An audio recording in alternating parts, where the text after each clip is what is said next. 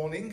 I'm honored to be here and present on a very challenging passage, Matthew 24-25, eschatological discourse of Jesus, reading as a trauma narrative. Biblical scholarship has long faced the challenge of finding constructive ways to discuss disturbing stories of violence, warfare, and suffering that abound in the Bible. In recent years, trauma hermeneutics has opened new vistas for engaging this topic in fresh and creative ways. The conversation brought together scholars from a range of disciplines, including psychology, medicine, anthropology, sociology, cultural studies, and literary studies. Roger Luckhurst, the literary theorist, insightfully observes that trauma is a complex conceptual knot that binds together multiple strands of knowledge and which can best be understood through plural multidisciplinary perspectives. Biblical studies is a latecomer to this conversation, as always. The Society of Biblical Literature established a unit dedicated to the study of trauma as a hermeneutic lens only in 2013, which significantly intensified research in this area. Notably, Old Testament trauma studies are far more developed than New Testament trauma research. This is largely because the Old Testament devotes considerable attention to the Babylonian exile, which was a major traumatic experience marked by forced displacement and the loss of the temple as Israel's national and covenantal center, which shattered in core Israel's identity. In the New Testament, research has been done particularly on the Passion of Jesus, the traumatic events such as the killing of children in Bethlehem, and the suffering of Paul and the early Christian communities. Surprisingly, the eschatological discourse of Jesus, though prompted by his prophecy of the destruction of the Second Temple, and with a whole range of distresses, has received no attention in trauma studies. This is striking, because the destruction of the Second Temple in 70 CE is regarded as one of the most traumatic events in Jewish history, and one that was formative in the development of early Christianity. This study seeks to fill a gap in trauma research by reading the Matthean eschatological discourse, the fullest and longest synoptic representation of the teaching of Jesus on the eschaton as a trauma narrative. Seventh-day Adventist interpretation has traditionally focused on the prophetic elements of this discourse. However, approaching the eschatological discourse through the lens of trauma promises to offer fresh insights, since different kinds of questions are asked in engaging with the text. So let's look at the trauma as an interpretive framework. Basic to trauma is an extremely distressing event that inflicts an inner wound and overwhelms individuals or groups' internal resources to cope. As a result of the woundedness, our inner world and fundamental assumptions are shattered to the core, and the confidence in the existence of stable, ordered, and meaningful existence is taken away from us. As Sarah Emanuel points out, these are not surface-level ruptures. In many instances, they are cut so deep into oneself that their integrity, their lucidity, and self-thinking, self-functioning human becomes disorganized. Importantly, trauma as a reading lens is not a method per se, but rather a heuristic framework. It is a new mode of reading and of listening, which shows sensitivity both to the historical aspects of traumatic events and to their representation in the biblical literature. Trauma texts may function either as a witness to trauma or as an interpretation of trauma. The texts serve as a witness, for example, in Lamentations. Attention should be paid not only to what is spoken, but also to what remains unspoken. The gaps, repetitions, aporias within the text may reveal the impact of trauma itself, which is often difficult to articulate directly. On the other hand, some texts may function as a means of generating hope and facilitating resilience and meaningful living beyond traumatic events, both for individuals and for communities. For example, the book of Revelation. There is no single trauma theory. In a recent study, 2024, Elizabeth Boesi identifies 5 different theoretical frameworks which are currently utilized within biblical studies. While she observes certain layers of overlap among these approaches, she demonstrates how each one highlights different interpretive nuances. The table on the next screen summarizes the key areas of emphasis and principal representatives of these approaches. So the first is the so-called literary trauma theory, and the area the emphasis is on disruptive impact of traumatic events on individuals. So the language fails. You cannot communicate because you are in traumatic situation. The second is the so-called symbolic possibility literary trauma theory. So the essence is that trauma can be confronted, but from a distance. Okay? From a distance, how? Through a symbolic power of language. Number 3, cultural theory is a completely different approach. Confronting trauma through the constructive meaning making is the essence of this approach. So texts interpret events and redefine identity. What is the so-called psychopolitical theory? The essence is the intergenerational transmission of trauma and the role of communal narratives. And finally, the 5th one, embodied expressions of trauma. The essence is that impact of trauma as an extreme suffering leaves marks on our bodies, okay, in everydayness of life. While some of these approaches propose conflicting understanding of the dynamics of trauma, some scholars have managed to eclectically combine several of them in their engagement with biblical text. Nevertheless, Boesi's warning about the danger of uncritically collapsing the distinct approaches into a single harmonized trauma theory should be heard. In my reading of the eschatological discourse of Jesus, I will be closest to cultural trauma theory because of the nature of the discourse. It does not simply narrate a series of traumatic events and responses as a witness, but offers a framework of meaning that shapes understanding of identity and motivates for certain intended responses of Jesus' followers. So let's look at the traumatic situation. The starting point of the eschatological discourse of Jesus is a prophecy of a major traumatic event that shattered to the core assumptions of Judaism regarding its worldviews, its narrative about itself, and its vocation in the world. The polemic in the temple in Matthew 23 culminates in Jesus' statement, "See, your house is left to you desolate." The expression, "your house," oikos humon, is clearly synonymous with temple here on in 24:1, of which Jesus said, "Truly I tell you, not one stone will be left here upon another, all will be thrown down." The events of 70, fulfilling this prophecy, inflicted a profound collective injury by violating the central locus of power within Judaism and disrupting Jewish identity in ways that demanded reconstruction. But were the events of 70 traumatic for the Palestinian Jewish Christian community? Some would argue that they were not, since Jesus had predicted them and instructed his followers to leave the city with utmost urgency when they saw the abomination of desolation standing in the holy place.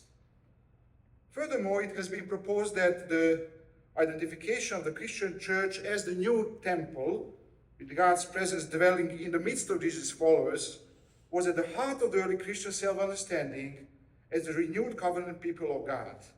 Consequently, the loss of temple building may not have been perceived as a major theological problem.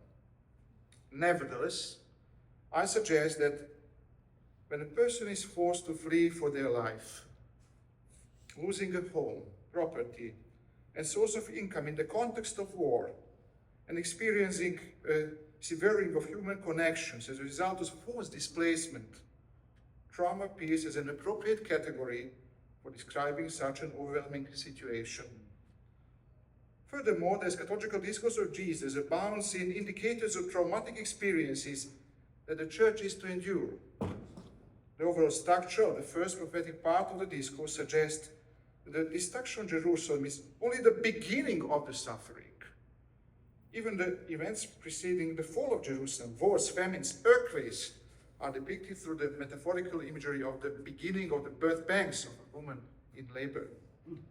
The intensity of the situation in 70 is further illustrated by the imagery of pregnant women fleeing under life-threatening circumstances in those days of distress.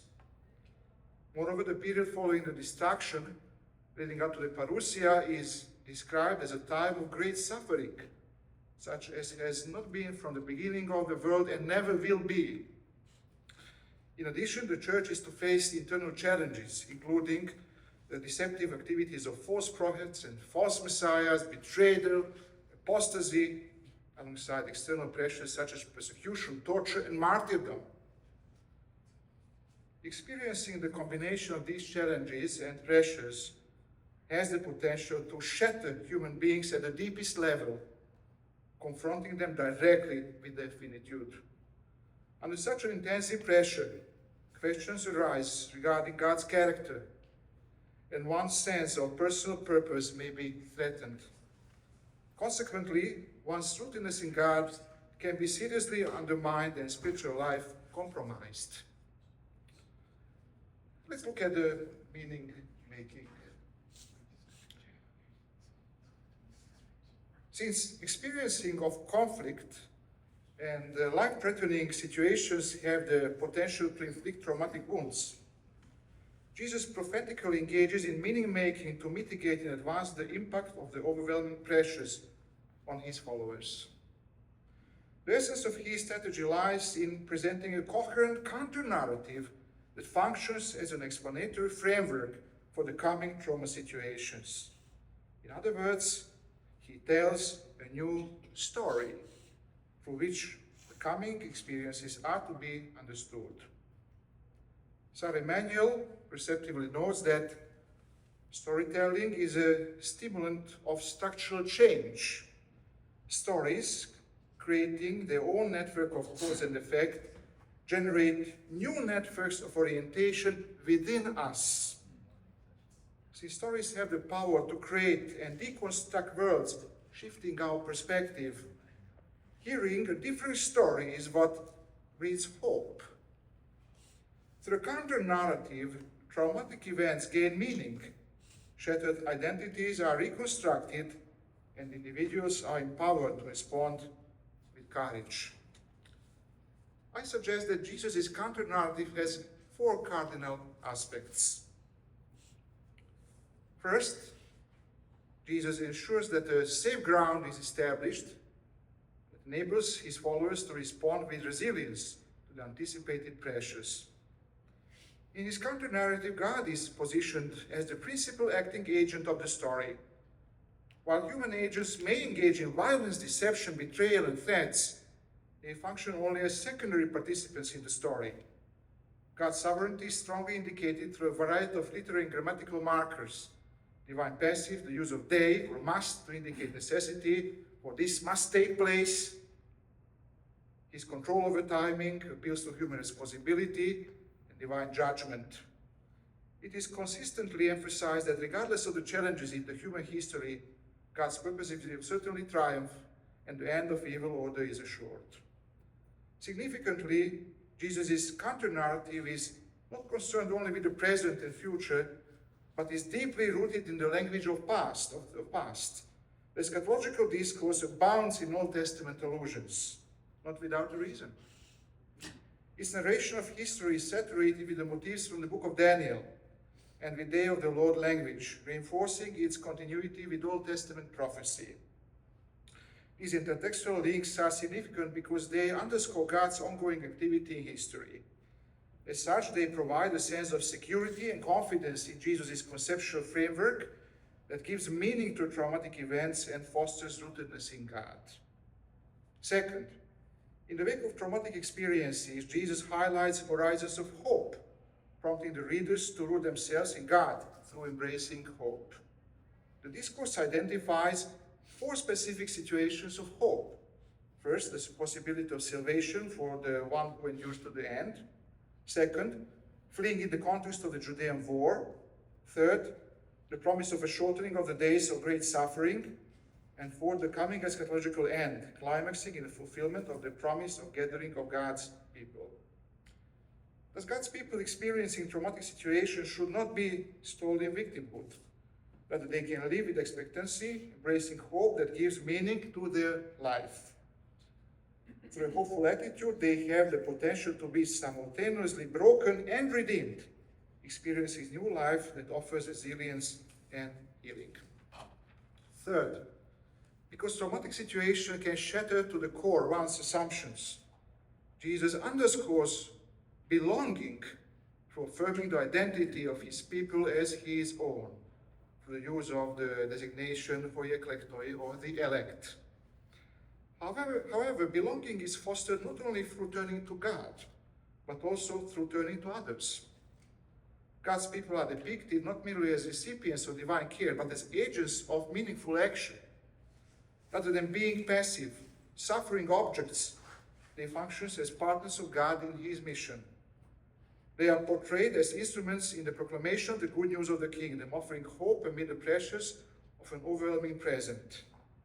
In the parousia parables, as well as in the final judgment scene, God's people are consistently depicted as called to act, embodying their faith and hope. Tellingly, in the final judgment scene, the only crisis that truly matters is feeding the hungry, giving drink to the thirsty, welcoming the stranger, clothing the naked, visiting the sick, and coming to those in prison. Through these acts of solidarity, as well as through proclamation of the gospel, God's people not only practice a mental self-care, but also model a better way of living as humans. Finally, fourth, the treatment of trauma is facilitated by naming the perpetrators of harm and serving justice. Not only individuals, but also unjust, tyrannic structures that generate suffering must be exposed, embracing God's continuous engagement in the fight against life-limiting oppressive forces. Notably, the eschatological discourse concludes with a judgment scene, emphasizing God's vision of justice and human accountability. The scene makes clear that God has the final word in human history, and his commitment to justice will bring about the great reversal, inaugurating a just future.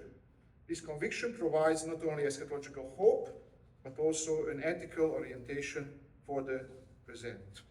And finally, the last part of the paper, implications for living in an age of anxiety. Traditionally, trauma has been understood as a wounding by a single event or a series of extremely distressing experiences. However, from recently, there has been increasing discussion of traumatic stress. This is a category describing the psychological impact of living in conditions in which there is a realistic threat of present and future danger, rather than only experiencing of past traumatic events. The 21st century, marked by geopolitical instability, environmental crisis, nuclear threats, and technological challenges of AI, pandemics, economic fragility, and social polarization, has apparently been described as an age of anxiety. In such an age, the sense of disorientation, alienation, vulnerability, and loss of control has generated an increasing perception that traumatic experience marks the contemporary human condition itself. The complexity of the contemporary lived experience justifies recognizing not only life-threatening incidents as traumatic, but also non-life-threatening, prolonged conditions that overwhelm the individual's capacity to cope. The eschatological discourse of Matthew 24:5 functions as an important map of orientation in an age of anxiety, for it presents Jesus' eschatological counter-narrative, the dominant narratives of our time. As such, it serves as a valuable resource for making sense of the character of the present age and for interpreting its pressures meaningfully. Importantly, the discourse directs attention to God as the primary point of orientation in whom human beings are called to be grounded. Embracing the reality of his presence and work in human history enables human beings to face stress and trauma with hope and resilience, reviewing complex life situations as opportunities for growth. The horizons of hope presented in the discourse do not negate pain. Rather, they integrate it into God's larger story of ultimate hope. The awareness that history is not random chaos, but is overseen by God, who is faithful to his creation, mitigates existential anxiety and fosters resilience. Finally, the eschatological discourse offers not only a meaning-making theological horizon, but also a call to active participation in our wounded society as agents of hope.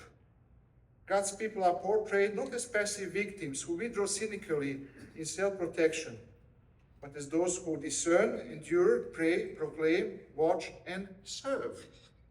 Through acts of solidarity, they function as carriers of hope and facilitators of resilience for those overwhelmed by fear and the effects of their wounds in the age of anxiety. For them, hope is not a passive expectation, but a lived participation in the mission of God, marked by compassion and justice. Thank you.